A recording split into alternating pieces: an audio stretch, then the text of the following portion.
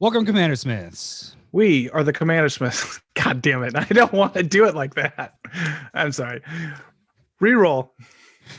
Welcome, CommanderSmiths. We are the CommanderSmiths. I'm Adam Smith. And I'm Lowery Smith. Don't worry. We're cousins. We're cousins. We can't get it like we did that one time. It was perfect. Yeah. We that's okay. Are the CommanderSmiths. Yes, we are. What is it, like 4 weeks running now, or we just botch up the intro? Yeah, yep. I am sorry. At least this week we're gonna have video. Let me double check on that video. Yes, running. Yes, video is running. This week. Video is running. So that one person that was asking about when we started pictures last week, I was at minute 31. Oh yeah, that was pretty funny. That was. He's like, "This is the first time I've seen you guys. And we have nothing up for 30 minutes." What are you drinking there, Lowery? It's called Hell Chicken. It's a pale ale and a yuzu. It's from Insight Brewing. All right. The Garden of the Hell Chicken. It's good. I like it. I did not sharing with Adam for it on Saturday. Yeah. It was fantastic. Yeah. Yeah, good. You did some cockatrice on Saturday then, because in real life didn't work out for us. Yeah, that was depressing. Yeah. Because you played how many hours? 12? 13 hours. That sounds amazing. We had 6 pizzas. Like it was. You would needed at least 8 if I was there. Yeah. Well, and that's between 5 of us, and I don't think was there somebody that didn't eat pizza. I don't know if Tyson I think got pizza, but yeah, it was a lot of magic. And so what happened? Well, let's go through the story. So you were supposed to come here, and actually we cleaned the house really good, because I was like, we got to clean everywhere because we're going to show Lowery the house, because everybody else had seen it. So I was like, I gotta give him a tour, and I don't want it to look like a pigsty. So we cleaned up, and then what time was it? About like 10:30, and I was just like, all right. My son woke up with a fever, and he kind of dry heaved around. I think I let you guys know maybe half hour later but I was putting down Elise, and she was, I don't know what was wrong with her, but just as bad. So both kids got sick, and it wore out both parents. And I am very glad that I did not go, because I would have probably been called back. Like, get back here. I need your help. This is insane. And both kids were super clingy. And so, yeah, it was good to stay home and just make sure that everybody was taken care of. And yeah, no, that made the most sense. The good news is, and not spread germs to you guys either. Right. The other thing is we had talked about, was like, dude, it's not a big deal. Of course, everybody's sick, and, people get sick and all that. Kids, especially when you deal with that. But everybody's been vaccinated of our play group stuff. So it was like, we're going to be doing this more often now. Now that we're kind of, hopefully kind of turning the corner, Hopefully. Come on. Let's not get into it. But I was going to say, most of the country, it's slowed down with the vaccinations, because those damn microchips, they gotta motherfuckers is right. There's did you watch that little bit I sent you? So my mom got the vaccine because she's a healthcare worker, and she told me she's experiencing some side effects. Mom, what's that side effect you said you're experiencing? Being a boss ass bitch. Yeah, that was good. Yeah, that's pretty funny. Anyway, so this is episode 169. Like Lowery said, did get some in real life games in this week. We played pre-cons for the first 2 or 3 games, I think. And side note, Prismari, the red blue deck, is fucking crazy. The one with Samuel L. Jackson on the front. It's just Mr. Glass. Yeah. Yeah. That's what he looks like. It's insane. That deck was going off like normal decks do. Like, it was a Lowery turn. They kept saying it was an Adam turn, but it was really a Lowery turn, where it was just like never ending. The game I wasn't there, so it can't be my turn. Yeah. The game I was Teferi protectioned out of there. Oh. Foreshadow. The game that Jeremy won with it was like turn 5, and he comboed off and killed us all with the wow. Yeah, but that one was an Atom turn because he needed number 2s. Oh man, I should have the buttons up. He had number 2s help. Hey, number 2. Hey, number two. Because there was just so much like math and like everything involved, and it's just like fucking hate math. I get it. But he killed. I mean, he killed 4 people in that same turn because of just comboing off with that thing, like the storm effect cards that are in that, and then having it copy, and then if it was doing, I think it did 50 points of damage from what is his name? I don't remember the Zeph. The conductor. Guy. Yeah. The storm conductor or whatever the other name is, because it's wrong on the card. But it did 50 points of damage. 30 of it went to Tyson. But yeah, then it ended up comboing off and killing us all in that same turn. So it was kind of crazy. And then come to figure out that Magda's no fucking joke. That was the text that I knew that Jeremy was just like, tutors suck. Tutoring sucks, and it was like, just I know this podcast. I used to listen to these guys that do a podcast, and they said they don't like playing tutors and counter spells and all that. And look at your fucking deck is just a tutor. I was like, I know, but it's not like I'm casting it. It's I went and got just it. So Magda's crazy. Yeah. Well, the thing that I went and got like really early on was Masquid Nexus. Holy balls. Being able to turn everything into everything. Like, then I was able to search for any creature in the deck. It didn't matter if it was an artifact or a dragon. I was just like, all right, getting this dwarf, getting this card, getting this. And I had an answer for everything except for last week's card. Our kill, what are we calling this again? How to fight. How to fight Cyclonic Rift. Yeah. So that was the only one I didn't have a answer for, but number 2 was 2 cards away from getting it. He did have the return all like non-octopus and whatever and Kraken stuff to people's hands, but because mine were all creature types, he couldn't do it. He's like, oh, you played Masquid Nexus and then I had this card ready to bounce all your shit. So, but yeah, it's fantastic.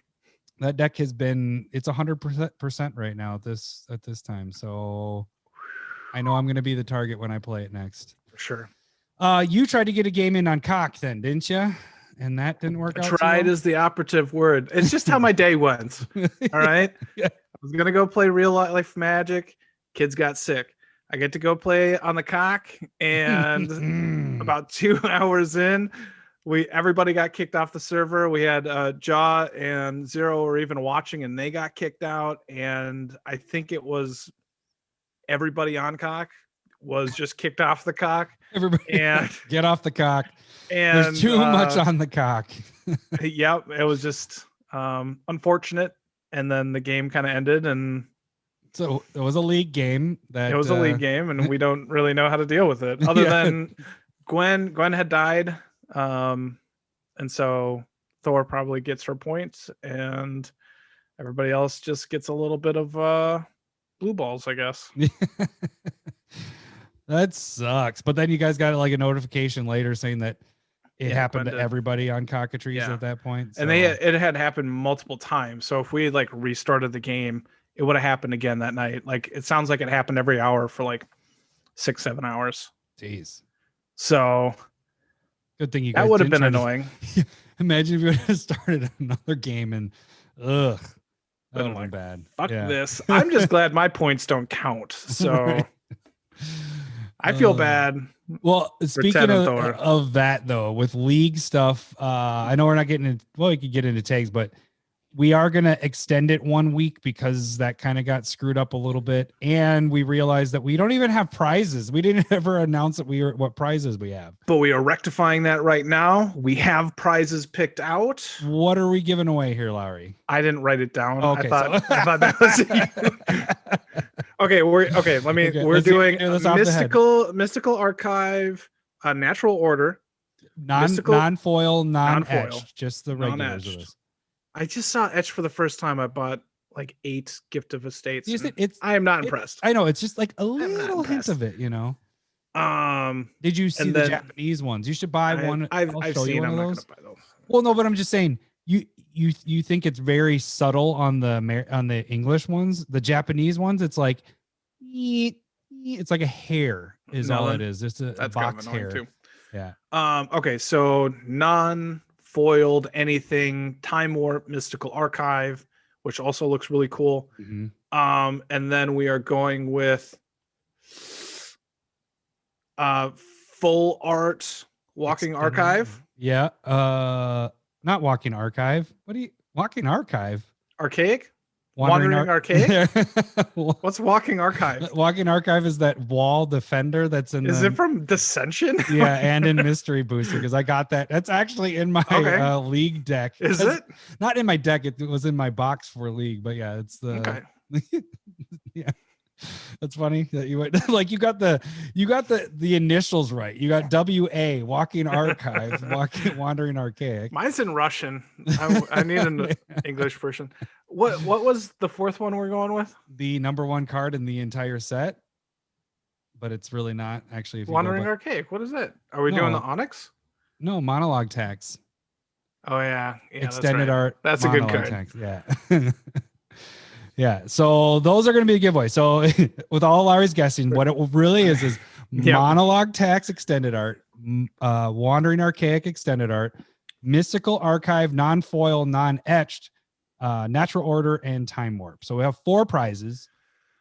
First place, second place gets to choose first. Then you got tiebreaker 1, tiebreaker 2 to choose next. So there we go. All right. So while we're there, why don't we just go through the rest of the tags? So you can become a patron and become a part of the Discord or join the Battle Box League to win those prizes by just donating $1. $1 gets you in, gets you all that fun stuff. You just have to open up a box. And at this point, we didn't even record Unsnipped this week because that fucked everything up last week. So. Yep. So at this point, we're like, screw it. We're not doing Unsnipped for now unless people really want it, or I don't know. $5 or more gets you the Proxy of the Week. If you're release the unsnipped cut. Yeah. I mean, is that what the Snyder cut? Yeah. Snyder cut? Yeah. So it's got to be like 5 hours long or something like that. Yes. That we need like number 2 here so that we have a really long episode and we go through every single card that's released in the set. That's how we get that long. Then $5 or more gets you the Proxy of the Week. $100 lifetime gets you to pick any proxy each month for whatever level you're at that has ever been made. So any of the proxies, you can the free way to support the show. Jump on YouTube, subscribe, watch some videos, like them.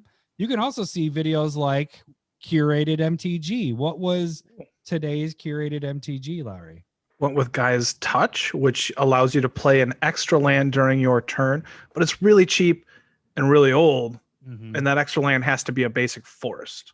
But the other part of that card, I've played with that card back in the day, is it's almost like you're banking mana because you're paying 2 green to get it out.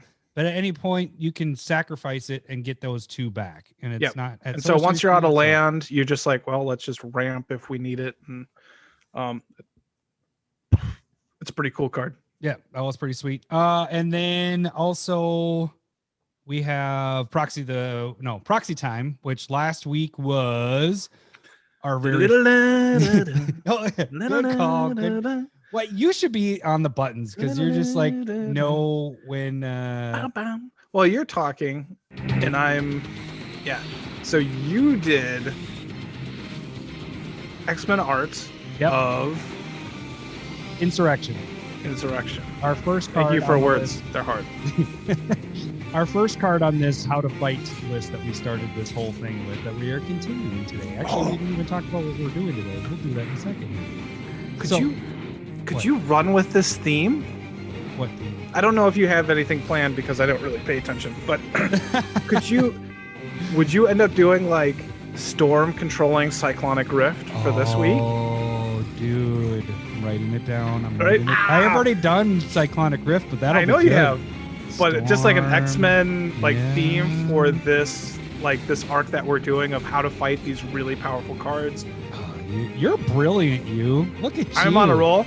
because I had some schnapps before this beer, and I'm pretty sure alcohol helps. Are you back in high school, or college? It's the German schnapps. I was just trying to. I've had 2 extra bottles sitting in there for the last 2 years that I haven't touched. And we're trying to clean up the house a little bit. So I'm trying to declutter. I'm decluttering, honey. I'm decluttering. No, it's just going in my belly. No, it's not good. I don't enjoy it. And before I was coming down here, my wife was like, "Would you like me to make you a good drink before you try this?" I'm like, "No, I'm just decluttering. Don't worry about it. This hurts me more than it hurts you." It does. All right, so yeah, that was Proxy Time this week, or last week. I think Lowery has a good point that might have a Storm Cyclonic Rift or something like that this week. Then you can also check out our other videos like this podcast. You can see all the cards. You can see our pretty faces on YouTube as well. We are pushing for 1,000. We're almost halfway there. 1,000 subscribers, that is. So it's a long haul push. Yeah. It's like a nudge right now. It's been increasing quite a bit. So appreciate all of you. We will have live box openings. So Modern Horizons 2 is around the corner. Ooh, so we will be opening those. But then also we have a new thing that we will be starting pretty soon here, I think, with live as well. It's going to be deck level up. So we're going to power up our decks after certain sets come out. And that'll just be a live thing that we do that we're going to start working on here. So, and then you can go check out us on Twitter, where you can see the proxy of the week. You can see Not Sharing with Adam. You can see Curated MTG. You can see other fun stuff that we do on there. Maybe the guessing game or whatever, trying to figure out what we're going to do next. Yeah, I just gave away the, we kind of gave away this week, so mine's going to be easy, but, and then direct message us there, or you can shoot us an email at CommanderSmiths@gmail.com. All right. That's it. What are we doing this week? Because we completely forgot to mention what we were actually doing.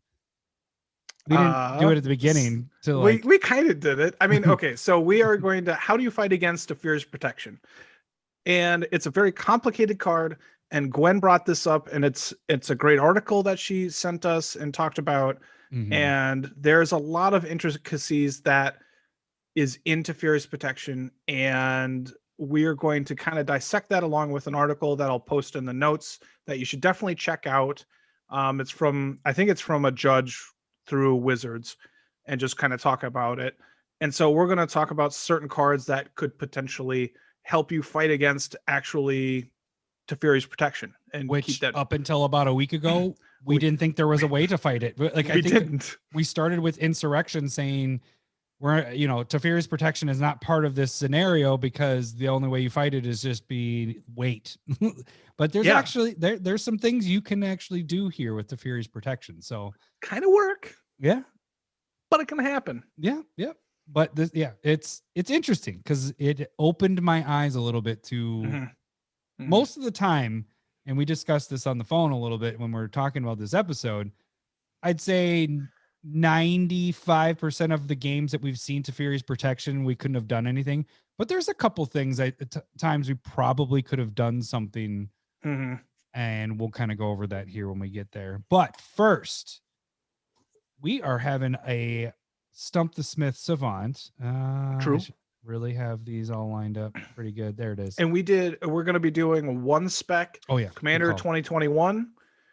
And Adam's probably right, but I am really into my card. I'm very happy about what I chose. Yeah, you love that card. It's fucking so good. It's so cheap right now. That's a $10 to $20 card. I think that's one of you're saying it will be is what you're thinking. It will be. It's not right now. That Prismari deck played that each time. Man, that deck. The Precon, it got played in the regular decks, like against our regular decks, and it was fucking crazy. That deck its turns would be so freaking long and they'd combo off each other. It's just crazy. But that card did get your card, just a foreshadow. Yeah, and it's good. A couple times. Good. It was okay. It was real good. I'll bet. I think it got countered because I actually don't remember it resolving, or maybe that was the game winner. I don't remember. Anyways, okay. Let's do it. It's time for everyone's favorite game show, Stump the Smith Savant.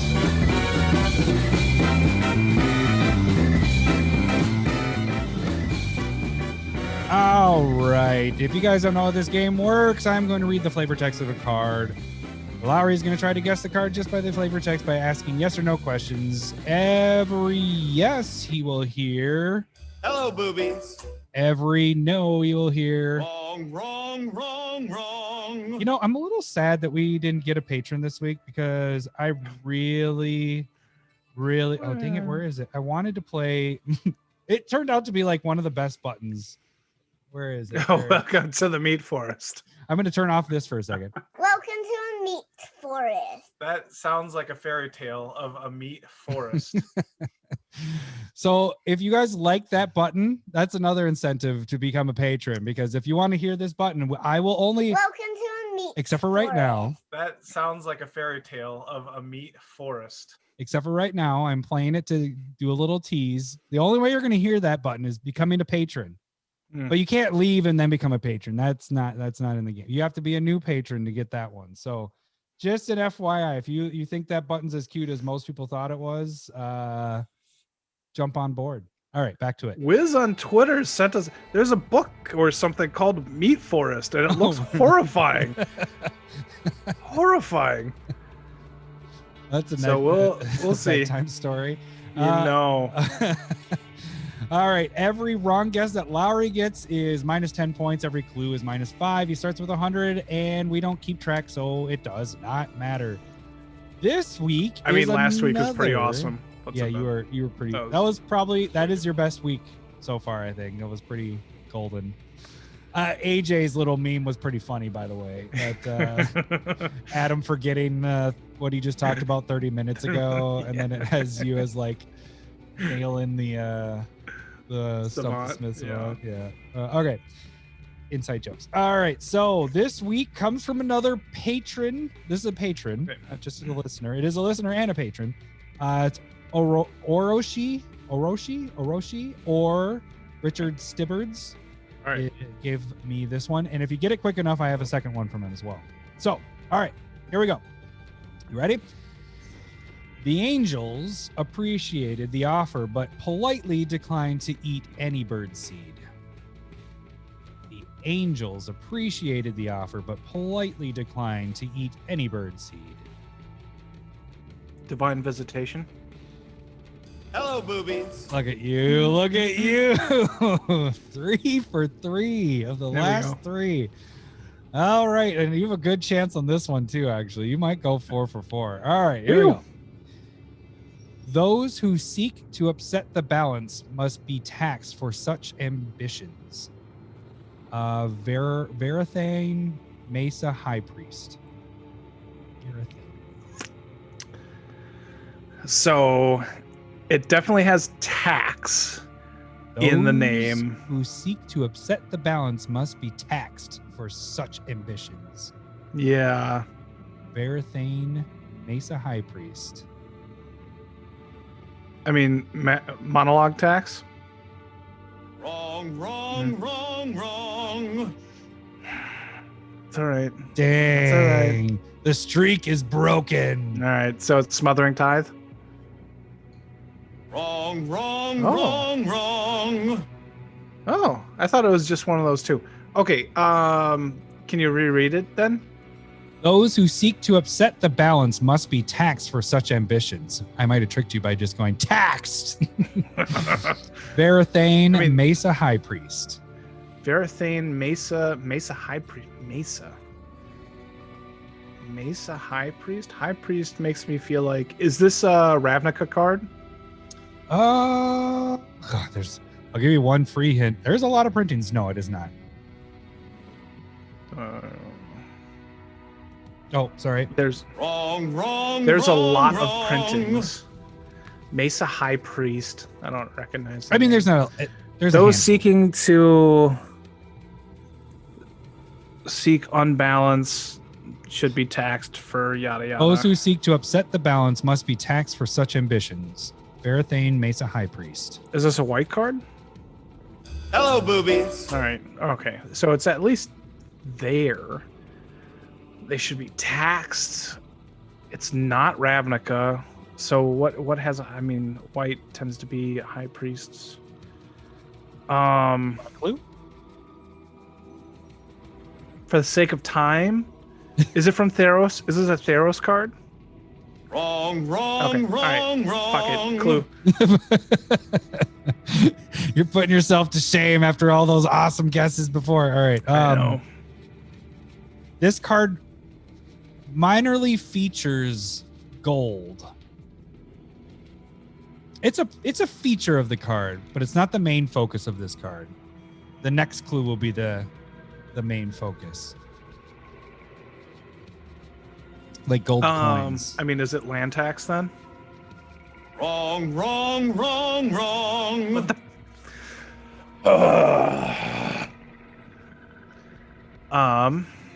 Do you want another clue? This one will help a little bit more than that one. Gold in it. Yes. The main feature of this card is a scale.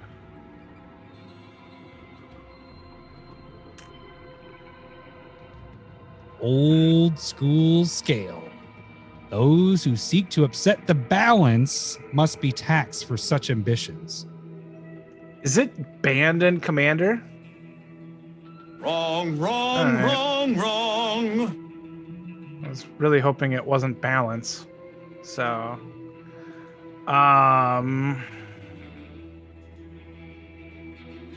there's a scale, some gold. I honestly I think can't you believe tweeted about this or put it on Discord not too long ago. I remember. can't believe I missed it. It's definitely Ikaten Money Changer. Right? Wrong, wrong, From wrong, Homeland or from wrong. Fallen Empires? No. Well, I mean, come on. There's multiple arts from it, and I'm pretty sure. All right. A scale. You've kind of given me the clue that it's an old card. Tithe? No. Tithe what? Is tithe? No, it's not. I'll take another clue. Oh, shoot. You don't I any have other on clues. here. Main idea of this is balance. Like the picture of the card is all about balance. One side is gold, one side is a man.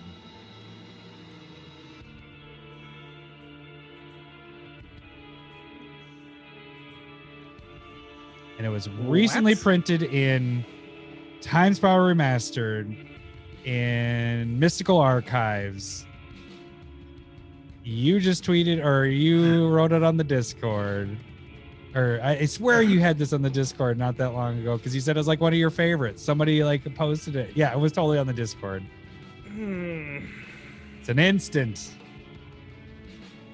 1 mana. Are you talking about Angel's Grace?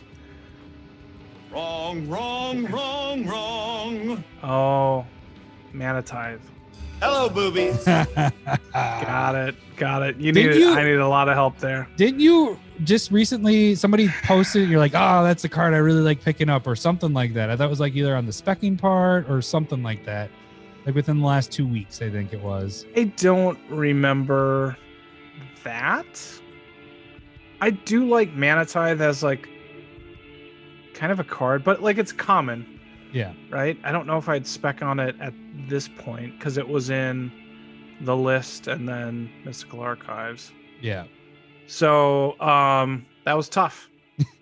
That was tough. Thank you. He got Thank all you. cocky. It's humble. Yeah, It's humbling. Yeah, brought you right back down to earth.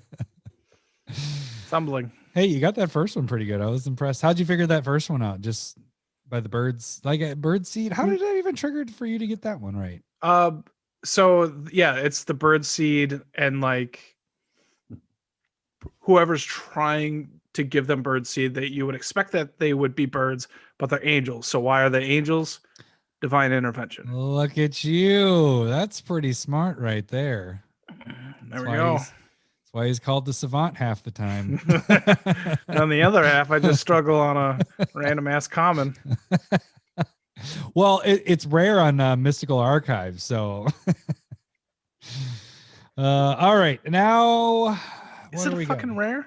On Mystical Archives, it is. Yeah, kind of a silly thing, All right. a bit of rare spot there, but whatever. All right, here we go. And you have to like pretend like you want to use a condom. I like to say something fun when I bring it up, but honest, I'll be like, you're going to want to wear this. I've had a busy month. It's like a petri dish right now. I don't know what's happening. All right, so plan B. What's the 2? Is that 2 buttons or 1? Just 1 button. Well, okay, so what I did is I cut it up because she has like there's like a longer laugh pause and everything. And so then I blended them together. Okay. Okay, so it started off as plan B. Now it's how to fight certain cards. And this week we are talking about one that we thought was unfightable, which is what? Teferi's Protection. So up until about a week ago, we're going to do a little explaining. We're probably going to teach some people here that don't know. Are you sniffing your mic to make sure? No. you put it up to your nose and then pulled away and then moved it back down in the spot. You're like, is that what smells? Where does that mic go when we are not? It doesn't matter. It just stays right there. Yeah. But it's not. It's movable. It's not just sitting there. That'd be tough. So up until about a week ago, both of us basically thought, at least is how we've always played it. Is I think we just generally went like, oh, you can't touch that player that casts Teferi Protection. And I think kind of the flavor text is what, not flavor text, the italics or the parentheses says act like the stuff doesn't exist and blah, blah, blah. So we just assume that's the same thing with the player. They don't exist. Turns out we're wrong. There's some other things that you can go into with it. And actually, thanks to Gwen, she pointed that out because we had mentioned it before. You know, Teferi's Protection is part of this scenario. In this scenario as well, no counter spells. So we're saying the person is actually casting Teferi's Protection. But should we also say like, so I told you a story about like Trombley a couple years ago where he's just like, I'm going to do this, this, and this, and I'm going to win next turn. So I'm going to Teferi's Protection. You can't do anything to me. And then I'm going to go have pizza. And then he just left and we're like, oh, fuck. And then I think he just won the next turn. Like we all tried like to do something about it, but we didn't think that we could do anything about it. Right. So turns out here's a couple misconceptions. Yes. The player actually is still there. You can still there. Attack that player. Yes. Just damage that is done. No, all damage is prevented. If you're able to get around that, which we're going to talk about in a little bit, their life total still can't change.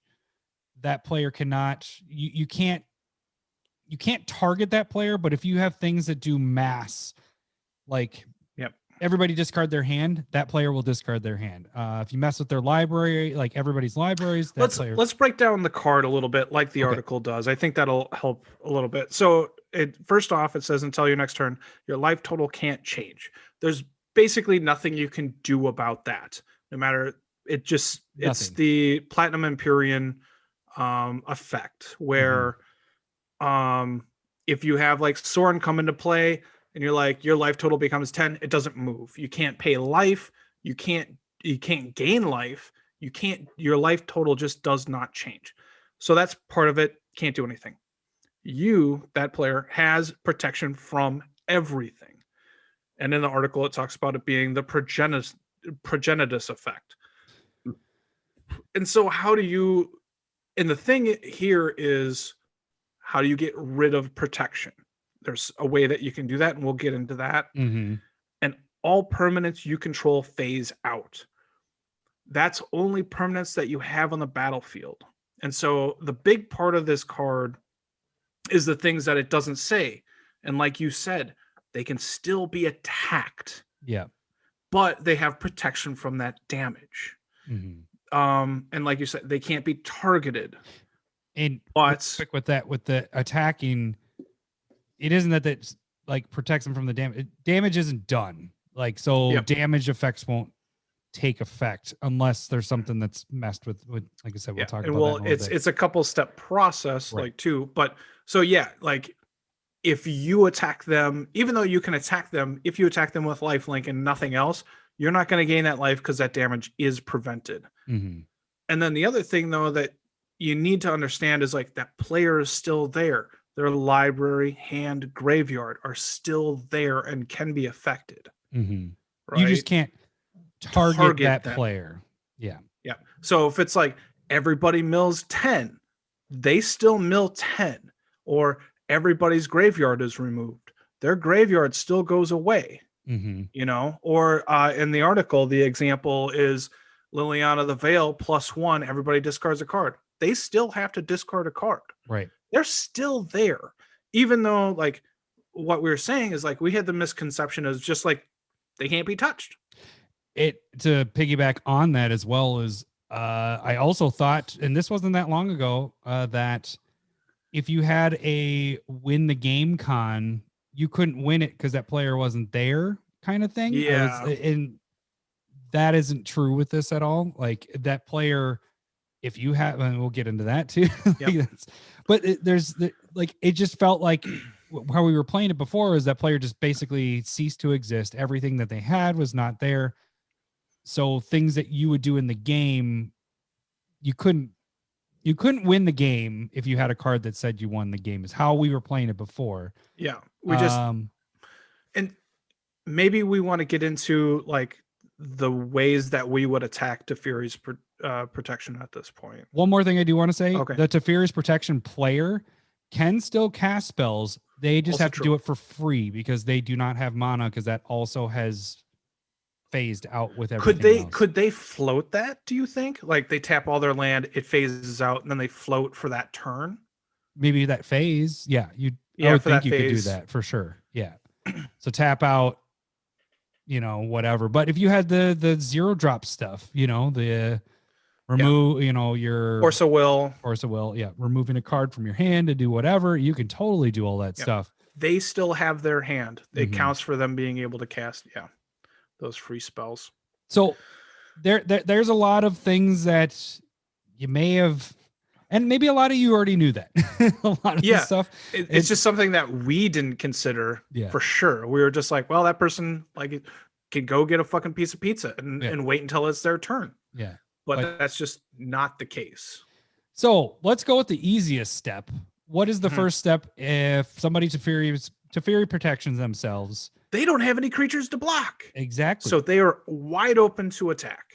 So the easiest thing to do is get those attack triggers, not combat damage triggers, attack triggers, because your combat damage will be prevented. Like you didn't do anything. So anything like, let's see, my take advantage of attacks. I had Ulamog, the Ceaseless Hunger, which is an interesting one because what that one does is when you attack a player, that player mills 20 cards. You're not targeting exiles that player. 20 cards, from their library. Exiles 20 cards from their library. You're not targeting that player. So it's affecting whoever you're attacking. Mm-hmm. What do you have for a couple of these as well? Because we can kind of go back and forth. No, I think the best example that you had was your Magda deck. Okay, yeah. So the interesting thing is with Magda, I have kind of a little cool interaction there with Aggravated Assault and Magda. If you don't know what those two do, Aggravated Assault, you can tap 2 red and 3 colorless and take an additional, you get another main phase, you untap all your creatures that attack that turn, and you get another attack phase after that one. You only do it at sorcery speed. Well, Magda, if you have at least 6 dwarves out, including Magda, the problem with Magda is that those dwarves they can get killed pretty easily. So I'm not a lot of times attacking with them. Well, if I have a player that can't block and can't do anything, all out attack with 6 of them, I get 1 bonus treasure. I sacrifice 6 of those tokens. So every time a dwarf is tapped, you get a treasure token. So I get 5 right there. Boom, you get a bonus treasure. You just keep attacking that player until you basically can play your whole deck out at that point. Not your whole deck, but hit all your dragons and artifacts. And they're still gone. Yeah, you can kill the other players. Teferi's protection player is still there. But once they say go, you're so far ahead that you can set up to kill them. You should be winning that game. Because normally, and how Teferi's protection is, it's a little different than the Cyclonic Rift player or the Insurrection player that we talked about the last 2 weeks, where those are more of like that player's casting it to kind of win or give them a very uphand at winning the game. Teferi's protection is more to just save your ass. So that player isn't necessarily set up to win the game. Whereas if you set yourself up at killing the other two, and then it's just you and that Teferi player, they're most likely going to die that next turn. Yep. Because they just use their Teferi's protection. Right. You can't do and it exiles itself too. Right. So that's part of it too. Another thing I threw in here, just if you had like Kindred Discovery, which is anytime a creature attacks, your creature's attack, draw a card. So you just all attack with your stuff. They're not going to get killed. Draw all those cards. So just there's a lot of attacking trigger stuff out there. So just pretty much any of those would do the trick for this. What's the next level, I would say? So the next level is the interesting part. Again, part of what they don't say is how you can attack it.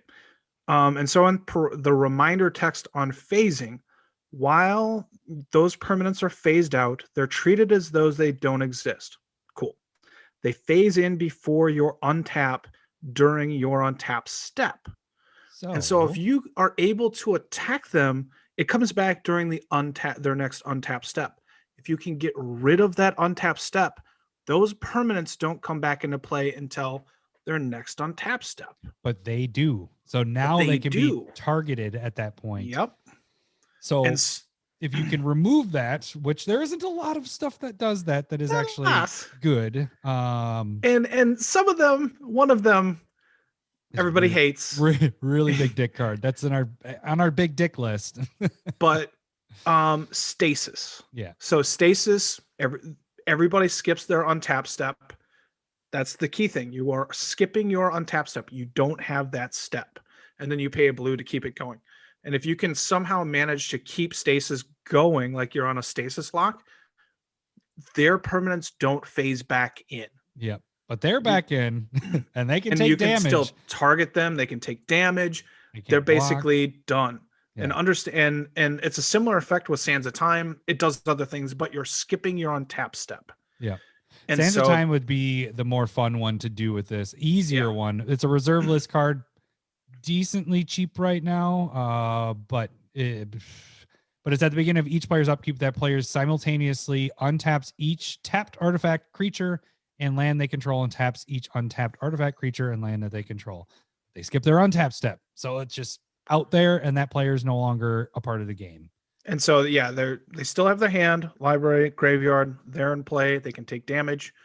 Like, the card is resolved, and they just haven't been able to phase their creature or their permanents back into play.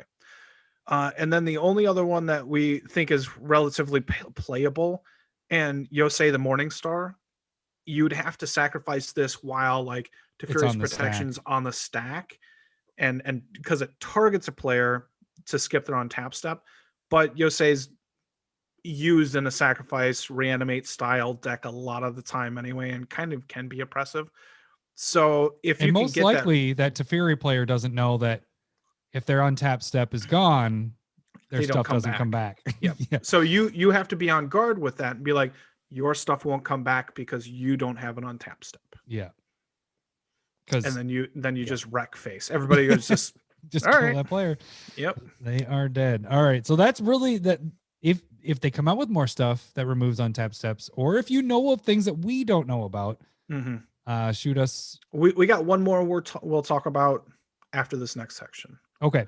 So then the next section is, this one's a little more complicated because there's a couple things that have to be involved, but it's removing the part that says damage, the preventing damage. So damage can't be prevented. So any of those cards like Leyline of Punishment says that damage can't be prevented. What are some other ones you have? Which is part of protection. Protection has a large range of things. And so we are attacking the idea of combat, or like combat damage, and damage can happen by not having damage being able to be prevented. That probably didn't make any sense right there. So Leyline of Punishment, like you're saying, it's just damage can't be prevented. And so we know that we can attack the Teferi's protection player, and that damage then won't be prevented. And there's a handful of cards that you can do this that are relatively playable. You don't want anything that targets on the, because again, you still can't target them. It has to be or a surrounding effect. Or doing things like Triumph of the Hordes and giving all your stuff poison counters that's the effect that you would like when combat or when damage can't be prevented. Infect then works. Yeah, because it's not, their life total isn't changing because it doesn't deal it deals damage because now it can't be prevented. It removes that effect, and those effects happen. Yeah, so they would still get poison counters, and you can gain life off of lifelink affects you then, or like you're going to gain your life from lifelink if the damage isn't being prevented. Yeah. And so Triumph of the Hordes, like you're saying, is a game killer. You're like, okay, I'm going to kill that player if I have damage can't be prevented in play. So like the Leyline of Punishment or Questing Beast, a couple other cards. Bonecrusher Giant makes it so that damage can't be prevented. Everlasting Torment, Insult, Injury, and then Wild Slash are probably the most playable versions of damage can't be prevented. And now looking through these cards, I'm going, these are probably more likely to be considered. Now that I know that it can be applicable to a Teferi's protection. Now that we know, because before it was just we didn't think that you could even do that, but now knowing that, because then if you remove that shield in a way, other things, not only poison counters, but like a lot of the Vraskas have assassins, and there are other cards that do that, but their creatures don't necessarily need to deal the damage. It just needs to hit the player. I mean, it needs to deal combat damage, but it needs that removed, and then they lose the game. And I think that's another little intricacy that kind of like throws you a little bit, is you're still dealing combat damage if you have the Leyline Punishment effect in play. So you're still dealing damage, but they have the clause of their life can't change. Right. And so their life still doesn't change, but the Vraska assassins deal the damage and can kill that player. They would lose the game. And so that's that two-step part. Like, you got to have something that allows it so that damage can't be prevented, and then this thing. So it seems a little niche. Yeah, that's why it's a little harder to do this level here. But yeah. But if you're playing these cards, if you're, again, it kind of goes in with what we talked about with Cyclonic Rift or Insurrection. If your play group, everybody's playing Teferi's Protection, these levels might need to be making it in your decks a little bit more often than not.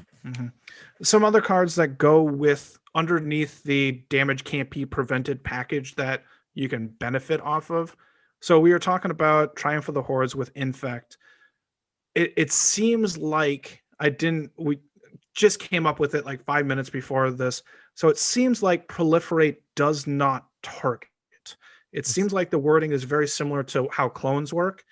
And so if that player has poison counters on them and you can proliferate a couple times, you can get them. Let's explain really quick clone, how that works. So clone's an interesting scenario. If something has not protection, but if it has like hexproof or shroud, and a clone comes in, you can still target that creature because you're not targeting it. It just says it comes in as a copy of a creature on the battlefield. Yep. So and I'll read Proliferate reminder text right now here too. Choose any number of permanents and or players, then give each another counter of each kind already there. So it never states target. Target, and target is the key word when you're, and that's where people get confused too with clone. It's because it doesn't say target. Clone becomes a copy of target creature. Yep. It says as it enters the battlefield, it becomes choose a creature in play, and it comes into play as that. And so choose gets around hexproof, shroud, protection. And so that's something really kind of cool. If they're close to that poison counter and you can proliferate them out, you can still do it. You had a couple other game winners on your list there. Number 2 likes Atemsis, which is a Sphinx when it deals damage. it doesn't even have to be combat damage, just any damage. But if you have, you can reveal your hand, and if you have 7 cards of different CMCs, that player loses the game. So if you can have the Leyline of Punishment effect hit them with Atemsis, they would lose the game. Phage the Untouchable, when Phage deals damage, that player loses the game. Strixhaven Stadium that just came out. Whenever a creature you control deals damage, you put like a fucking play counter on it or whatever, and you have 10. You can remove those counters, and that player loses the game. The one that you had attacked that turn. Yep. And I don't know how that works with multiple players at this point, but if you want to get that Teferi's Protection player, you can do it because they're not blocking. Right. And then there is one more. It's going to be Shisatsu Whispering Oh yeah, I Hunter. like this one a lot. It's a snake one, so it's kind of a combination of. You'd have to be tribal a little bit because you're having you need a sacrifice snake. You need a lot of snakes in play. But when this creature, this legend, deals damage, they skip their untap step. So you could potentially just deal them damage with Shisatsu, and then they skip their untap step. And again, the Magda effect, where you're just like, you can just keep going. They can't do anything. And then that next turn, everybody can start beating them up because they're back in play. So it kind of goes off of 2 of our levels where you need this Leyline of Punishment to be there first for this one to take effect, but then it jumps back to the untap step. So it removes that stuff. All right. Is that it for that yes category? Okay. So then the last category, this one's a little bit quicker, but it's cards that allow you to win the game. You can win the game. You still win the game. Yeah. So if you're able, a lot of that stuff, the Teferi's Protection player will have seen it out, because it's normally on upkeep. There are a few. There's a handful that are, when you meet this criteria, you win the game right on the spot. But for the most part, they will have seen that coming.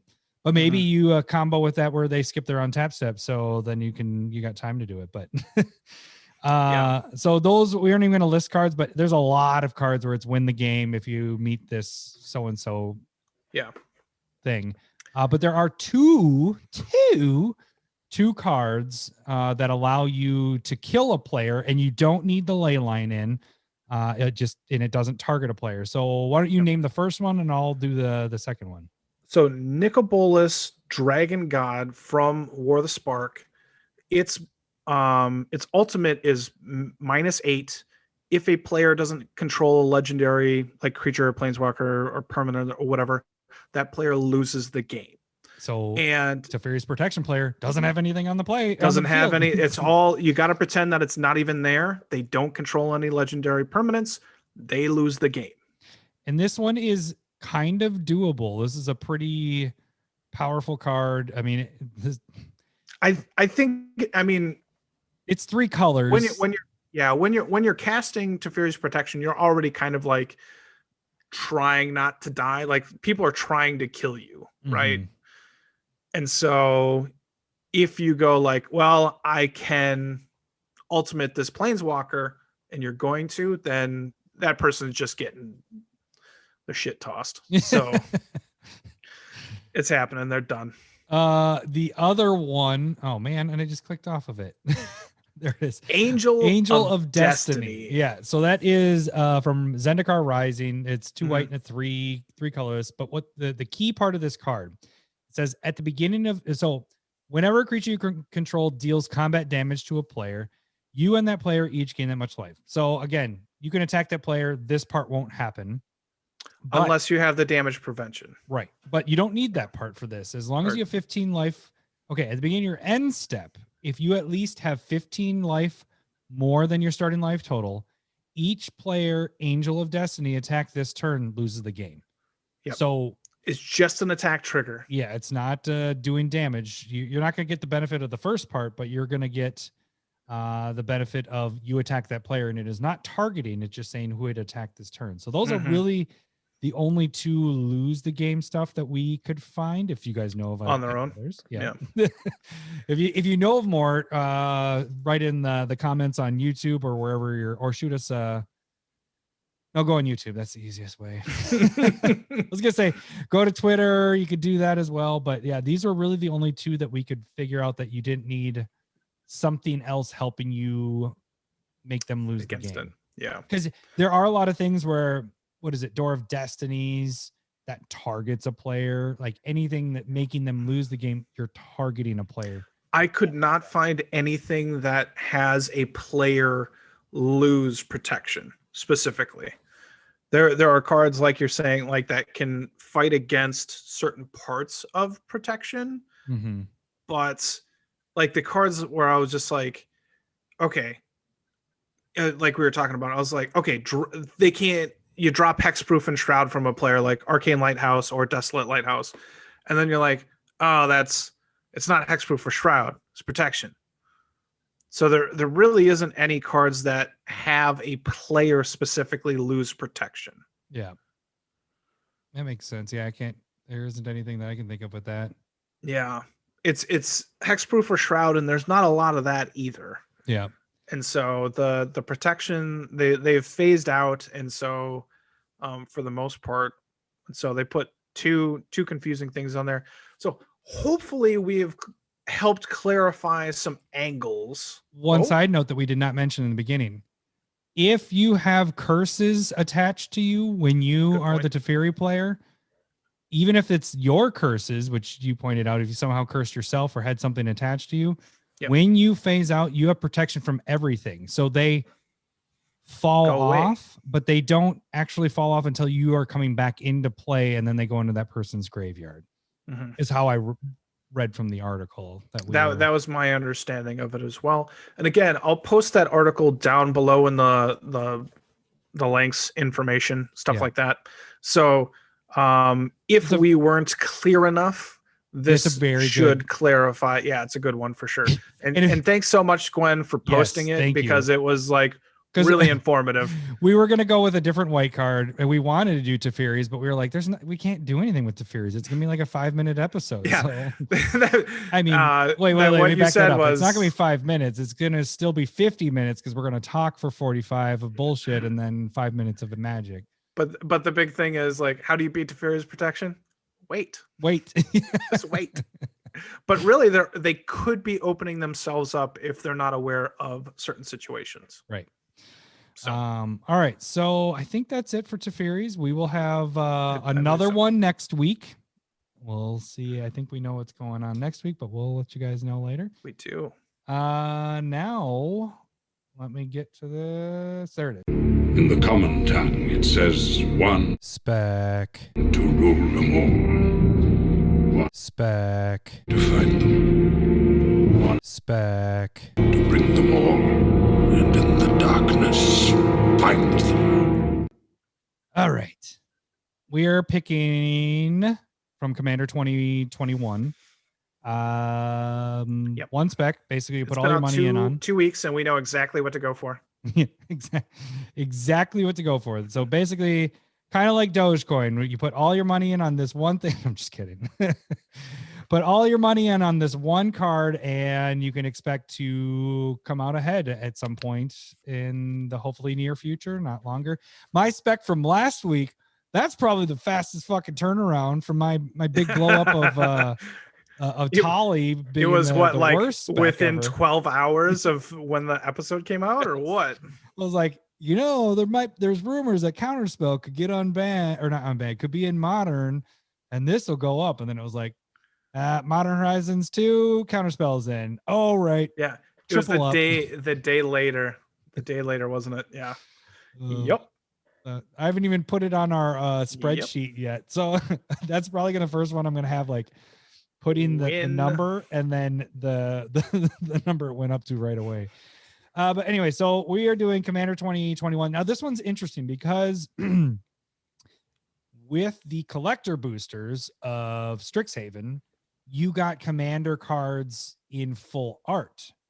So there are about 81, I believe, cards that are new from the Commander 2021 set that they are made available in full art. So both of our picks are going to be full art things because those are actually probably the better ones to go for.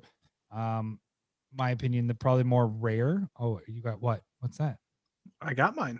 It's my spec. Oh, turn it over so the YouTubers can see it, but the podcasters can't yet. Oh, snap. Look at that. Look at that. So, Lowery, what is your one spec? Full art. What is it called? Surge to Victory.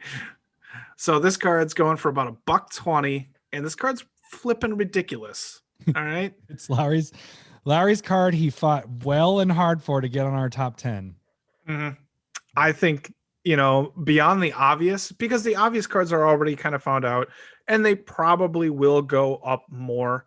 But I'm looking for less of a buy-in when I'm like, yours is very obvious. It's a great card. I agree with you. We're not talking about mine. We're talking about not yours. yet. So for $120 on one of Red's best I win cards, in my opinion, in a plethora deck, not every deck, but in a lot of decks, I think the card's going to be really, it's fun. It's game ending for multiple players, if not everybody. And it's such a great card. So what it does is, I'll read it because I have it right here. Exile target instant or sorcery card from your graveyard. Creatures you control get +X/+0 until end of turn, where X is that card's mana value. Whenever a creature you control deals combat damage to a player this turn, copy the exiled card. You may cast a copy without paying its mana cost. So this is for every creature that deals combat damage to a player, you copy that spell. And it gets the X+0 from whatever that spell is too. Yeah, but even low bar, like I don't play Lightning Bolt, but if you get like 5 creatures that deal damage with a +1/+0, you're casting Lightning Bolt 5 times, which seems like a lot. Or like if you do an Electrolyze and you do like they all get +3/+0 and you get 3 creatures through, you're going to be dividing 6 damage however you choose and drawing 3 cards off of it. Like every playable card seems really good with Surge to Victory. Yeah, if you're playing and just like faithless looting type deck where you're playing red and you're throwing stuff in your graveyard, you throw your big spells in there, maybe an extra turn, maybe expropriate. We talked about that before. Imagine expropriate. And not only does it get like what is expropriate? Is it 5 and 3 blue or 4 and 3 blue? It's 8 or 9 or 10 to cast. So yeah. So they each get crazy. 9+0, and then if they hit, you get to take extra turns. You're taking everybody's shit. Yeah. Just think very simple in red, Blasphemous Act. You get to cast that early, and then it's 8 later on. You get all your creatures get +8/+0. If you're playing like Brash Taunter or Stuffy Doll in play, you get to you're copying Blasphemous Act. Quick question on just 3 times. You're gonna read the card quick. Does it say you may cast it too, or does it say you must? You may cast the copy without paying its mana. Because I was gonna say if you were the badass on the field, you were the arch enemy, you wouldn't want to cast that Blasphemous Act and wipe your shit out too. Yeah. Well, but I'm saying with Stuffy Doll or Brash Taunter, but stuff that's going to stick around. If you had the May, which is really nice, but I mean, giving that plus whatever, that's a lot. A huge +8/+0 or whatever. Yeah. Yeah. So the card seems bonkers in my mind. How much was the extended art? The extended art is $120. Jeez. And to me, this is a $10 to $20 card. Like Lowery calling 10 to 20. I'm gonna write that down. Yeah, no, I think the card is crazy good. This is like Disrupt Decorum style good, which is an $8 to $9 card, but this is full art, and this is probably better and more fun. Insurrection's up to like 15-20 right now, so it's more likely a $10 card. Let's be a little realistic, but I think the card is fantastic. I think the card's crazy good. Yeah, I agree. I like it. I mean, we'll see. No, I think it's actually a good spec though. I mean, if it starts getting used a lot more or a lot, definitely at 150, that's super cheap. That's an easy And that's my point. Like, let's buy. I would sit 20 of down. them I and- only bought 3 at this point, but I'm probably going to spec and sit down and buy like 20 of these. Yeah. And I don't normally go 20. I normally go like 8 to 12 range. But at Ooh. $120 to $150, this card's crazy good. I'm gonna probably buy some now. Yeah. I sold you. Yeah. All right, mine. Oh, we did not plan bringing props. Luckily, mine was sitting right off to the side there because I have them ready to list here because I was gonna put them up. But mine, there you go, YouTube. Damn it, get your monologue tax. What? Yeah. I had to pick this one because you went in on it. Yeah. Well, Jaw pointed it out about 2 weeks ago that the extended arts of monologue tax at that point were cheaper than the Commander regular ones. At that point, they were about the same, maybe $1 or $2 cheaper at $13. Just the regular Commander ones, I think, is going to get to easily $20 to $30 at some point. Sure. How much did you buy the full arts? $13. 13. Yeah, $13. That's a good price. So right now they're about $14.50. They've gone up just a little bit, but there's still a ton of inventory because I mean people are opening up tons of packs because of the mystical archives. It's only been 2 weeks. Yeah, so there's 89 listings, but still the Commander product ones are at 11. So they're $3 more. You get the extended art, $3.50 more. This card is just it's not Smothering Tithe. It's not going to get to the prices of Smothering Tithe, but it's going to get close. I mean, it's going to follow the same track as Smothering Tithe. And Smothering Tithe doesn't have to this point a not special edition, but you know what I'm saying? Like doesn't have an extended art. This is the special version of this card right away. I easily think this is going to be a $30 card. Now, the other part of this, I'm picking this because Jaw had me go in on it, and I went pretty deep on a higher spec. Like, I don't normally go over 10 on a $13 or $14 card unless I really think it's there. And I went deep. And then actually Fast Finance called it last week. He was like, I got a little ahead of them. So, I mean, you have their audience I think that's why the price has gone up a little bit. But I think for the next couple months, maybe less time, this is going to stay cheap. And then you wait and see. This thing's going to just skyrocket up there. Yeah. It's the third most used card, I believe, on EDH Rec from the Commander product. Archaeomancer's map is the #1 card. And then I think this is number 3 on the list. The second one, Surge to Victory. No, that is not. That is not.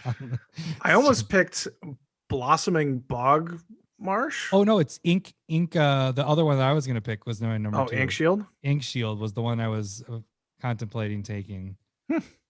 So yeah, it's. I wouldn't have expected that. So that fucking I got to remember. Do not pull up EDH Rec while recording because seriously, almost never. I love the site. But their shit bogs everything down.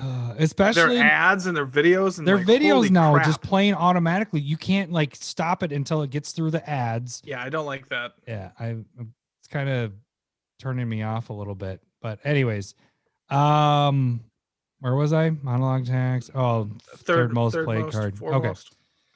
Okay. A few minutes later. All right. So yeah, I think that's easily monologue tax. Extended arts, and really I would focus on those extended arts. Don't go for you're spending a couple dollars more.